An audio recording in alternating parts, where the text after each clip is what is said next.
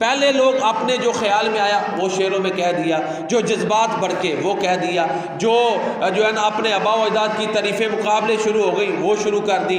तो ये हालात थे।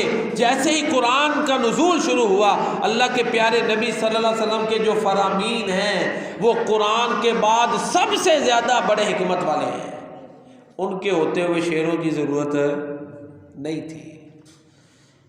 इसीलिए कुरान ने कहा ना, वमा अल्लमनाहु शेरा वमा यंबग़ी लह, हमने अब नबी को शेर नहीं सिखाया, ना आपकी शान निशान है। उसमें एक हिकमत ये भी है कि अल्लाह के नबी पे कुरान उतरता है, खुद शेर नहीं बनाते ये, क्योंकि अगर शायर कहें तो फिर नबूवत का इनकार है।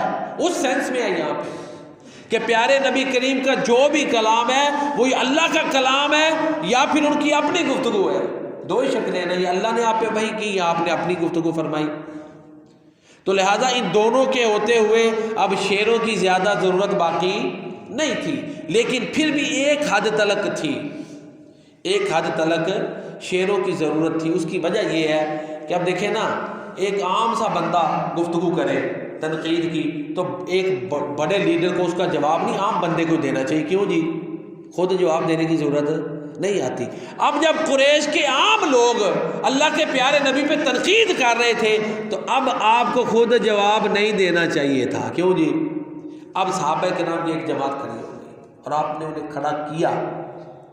ये नात गो शुआरा खड़े हो गए, नात खां साहबा, क्योंकि एक महदूद दायरा तक शायरी की ज़रूरत थी और ऐसा ही हुआ।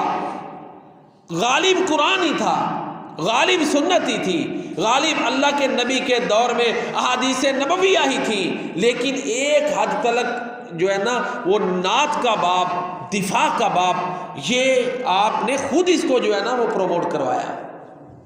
बल्कि एक हदीस में आता है रसूलुल्लाह सल्लल्लाहु अलैहि वसल्लम ने फरमाया कि वो लोग जो तलवारों के ज़रिए हमारा दिफा करते हैं इस्लाम का, अब वक्त आ गया है कि ज़ुबानों के साथ भी दिफा करें।